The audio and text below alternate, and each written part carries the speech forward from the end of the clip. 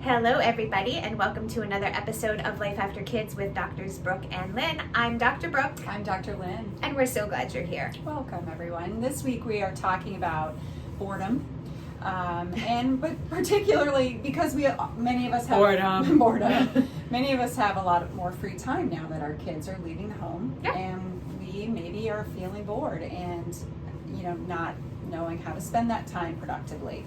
But we're also talking about it from a unique perspective in that how we are hardwired can affect how we find ourselves being bored and what activities that we should be engaging in to help kind of get out of that rut of being bored. Yeah, I love that. I think, once again, the more you know yourself and the more you understand yourself, the easier it'll be to implement things that will not only help find boredom, but just grow you and make you feel more joyful and help you to really live an engaged and vibrant life at this stage. And I think that's what we're all after. It really is. And I think that we are so trained to think about going through challenges and finding ourselves in those challenges.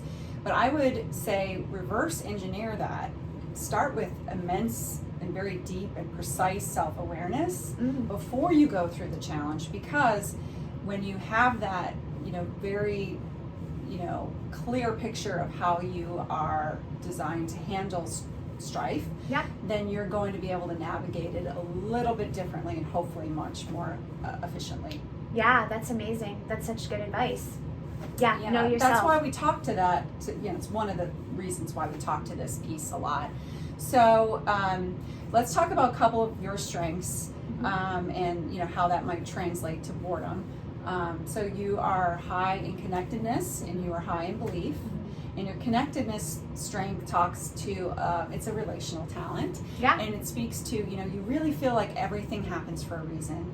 You feel very connected, and you should put it in your own words, but I'm summarizing it. No, I appreciate you, because I can speak from my point of view. You feel very connected, and you see the bridges amongst all the things and all the people in the world. And like you shared earlier, that can be what makes watching the news very difficult. My gosh, I cannot watch the news. It's just like a knife in the heart. Because I connect to it, and then I don't even go there. And you see, when we hurt, when something, even if somebody really far across the world, when they're suffering, we are suffering as well. Yeah, and something that hurts them can hurt us.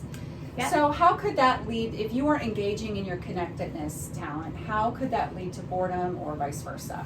Yeah, well, that's the thing. I think if I couple that with the belief, I just know myself enough now to know that if I am not engaging in work or activities or whatever it is that I feel a strong connection to or align with my core beliefs, I'm gonna be bored for sure, not engaged, and probably a little miserable. Yeah. And so, it's easy to not understand that that's how I'm wired and those are the things I need to fill myself up with, and just think, it's this phase of life, I'm bored and I'm miserable. But if you take a step back for me and know that I'm wired that way and know, you just need to fill yourself up with the right things, it really changes things. So I look for things that, my faith is very important to me. Health and wellness are super important to me. My family's super important to me. I get really filled up by coming alongside people and helping them up. So engaging in relationships with people that align with my core values, just even like when I read books or listen to podcasts, I'm leaning towards like health and towards wellness. If I can serve and give back in meaningful ways and things that I feel aligned and connected with, those are all things that definitely pull me out of boredom and I don't want to say misery, that's a strong word, but you know what I mean. Restlessness. Yeah, restlessness is better than misery. Yeah, and so, as I feel your strengths are really tied to your purpose. And so you just touched on something really interesting, which we all know that person that retires maybe after their life after kids and they, put the time in and the grass is always greener, right? Yeah. You're looking so forward to the day that you can just have free time and do nothing, so to speak. But a couple of months of that, or even for some people days or weeks, and you find yourself being bored and restless, and it's because you're not expressing your purpose through those strengths. Absolutely. And so to step back, I want to talk about your strengths and how this relates to you, but you just brought up a good point. How many people do you know that can't wait to retire or stop working? And they stop, and 2 months in, they end up with a diagnosis and I can name numbers of people, and you wonder that connection there of needing to be engaged in purpose and how that even affects your physical health. Yeah, you can say it's a coincidence, but science and studies show that purpose is just such a core piece of what we need to feel like we're contributing to the world. And that's where talents and strengths come in, is they show you what it is that you were put on earth to do, that you can do it better than anybody else. And that's why I've always found it so cool, and we love to bring that information to you. But for my strengths, one of my top strength is achiever, and it means I'm very productive. I start every day at 0. So I wake up, it's not about what I accomplished yesterday, it's what are you doing today. And there's usually a long to-do list. And you know, I have to, at the end of the day, feel like I've completed something. So with achiever, it's all about completion. Yes. And so on vacation, weekdays, it doesn't ever take a break, right? Yeah. And I've had to learn, so I have somebody in my life, let's just call her Mom. And, hi, Betty. Hi. And, you know, all my life, she's like, you know, just take it easy. Don't push yourself, get more rest. And moms, right? That sounds like a mom thing to say. But in coming over on the other side of my strengths awareness and learning that about myself, I've actually figured out that I'm a much better version of myself if I stay quite productive, set my list, get that done, and then I can relax. Now, I can't get out of balance with that either. I mean, there are times where you do not want to push yourself into a state of deficit, or you know, you have to manage your energy, you have to be eating well, I have to make sure that I'm getting my workouts. Because in order for me to stay at a high level of productivity, you have to take care of yourself. I have to take care of myself. So we don't go past that. Sure. But the point of it is, I have given myself permission to achieve, and I need to be busier than most people. Yeah. And it's okay. And that's okay. And I love that, because you know what you typically are going to hear is like, you need to slow down, you need to take breaks, and